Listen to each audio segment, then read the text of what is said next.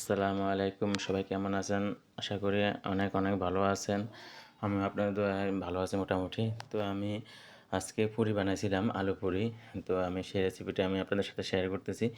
তো আমি পুরি, আলু পুরি সাধারণত ময়দা দিয়ে তৈরি করা হয়। আমি ময়দা দিই নাই, আমি আটা দিয়ে বানাইছি, কারণ এখনকার যে আটাগুলা পাওয়া যায় এগুলা ময়দার মতনই। তো আমি প্রথমে পরিমাণ মতো, যেহেতু আমি অল্প কয়েকটা বানাবো, ৭-৮টা পুরি বানাবো, সেই পরিমাণে আমি দুই দুই বাটি আটা নিছি।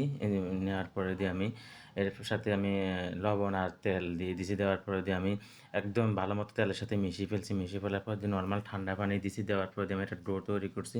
ডো তৈরি করার পর দিয়ে আমি ডোর উপরে হালকা একটু তেল দিয়ে মেখে আমি এটাকে রেখে দিছি ০.৫ ঘন্টার জন্য। তো আমি এদিক দিয়ে আমার আলু সিদ্ধ করে নিয়েছি, একদম সফটভাবে সিদ্ধ করতে হবে। শুকনা মরিচ তেলের মধ্যে ভেজে নিয়েছি। তো নেওয়ার পরে দিয়ে আমি এখন আলুগুলাকে ভর্তা করব। তো আমি লবণ দিয়ে দিলাম, আর টেস্টের জন্য বিট লবণ দিয়ে দিলাম। তো বিট লবণটা দিলে আর টেস্টটা আলাদা একটু বাড়ে, যে আমি এই বিট লবণটা ইউজ করছি। তো আমি আলুটা একদম নিমেষ করে ফেলছি, কারণ আলুটা অনেক, এখনকার যে আলুগুলো, এই আলুগুলো সিদ্ধ করতে অনেক সময় লাগে। তো আমি আলুটা ভালো মতো সিদ্ধ করে নিয়েছি। শুকনো মরিচগুলোকে আমি এখন বেটে আলুর সাথে মিশিয়ে দিব। তো আমি এর মধ্যে এখানে একটু সরিষার তেল ব্যবহার করছি। তো আমি সরিষার তেলে এটা পুরোটা আসে নাই, এই যে তেল নিতেছি, সরিষার তেল একটু নিয়ে আমি ভর্তাটা রেডি করে ফেলছি। তো আমি এটা রেডি করার পর দিয়ে আমি এখন যে ডোটা তৈরি করছি, ওই ডোটা আমি ডোটা থেকে আমি গোলা নিব, যেহেতু ছোটো ছোটো পুরি বানাবো, পুরি পরিমাণ ছোটো হচ্ছে, সেজন্য গোল্লাটাও একদম ছোটো ছোটো ভেজে এরকম পরিমাণ গোল্লা হবে। তো এই যে আমি গোল্লাটা এখন নিয়েছি, এখন আমি এটা তো রেডি করতেছি। এই যে আমরা এইভাবে হাতে নেবেন, হাতে নেওয়ার পরে দিয়ে মানে রুটির মতো বেল মানে বড় করবেন।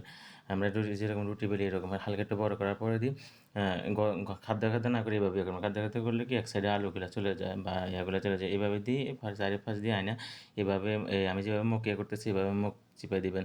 তো এইভাবে পুরিটা তৈরি করলে আলুটা আপনার একদম মিডল ডিশে থাকবে, আর একটু গর্ত করে দিলে আলুটা এক সাইডে চলে যাবে। তো আমি এইভাবে কয়েকটা ডো তৈরি করে নিয়েছি। দেখেন আমি এখানে ৩-৭টা, যে ২ বাটি আটার মধ্যে আটা দিয়ে আমি ৭টা পুরি বানাইছি। তো আমি এখন একটা পিঠা বানানোর পিঠা নিচ্ছি, এর মধ্যে আমি পিঠা তৈরি করি। আমরা অনেক সময় দেখেন আটা রুটি বানাই বা চালের পিঠা বানাই। তো আমি এর সাথে একটু তেল মিশিয়ে নিলাম, যেন তলে দিন না আটকে। তো আমি তেল মেশানোর পরে দিয়ে আমি একটা বেলুন নিলাম। বেলুন নেওয়ার পরে দিয়ে আমি হালকাভাবে পুরিটা একদম সবসময় শেষে চেষ্টা করবো হালকাভাবে, বেশি চাপ দেওয়া যাবে না, বেশি চাপ দিলে আলুগুলো ভেঙে যাবে। হালকাভাবে আমি এটা বেলে নেব। আমি মানে পুরি কালারগুলো খুব মানে সাইজগুলো খুব সুন্দর হয়েছে। এই যে দেখেন আমি এখানে প্রায় ৭টা ৮টা বানিয়েছি, আমার ছেলের জন্য একটা বানিয়েছি জাল ছাড়া। দেখেন কত সুন্দর হয়েছে।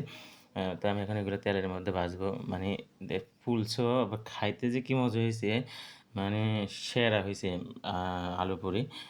তো সবাইকে ভালো থাকবেন। আসসালামু আলাইকুম।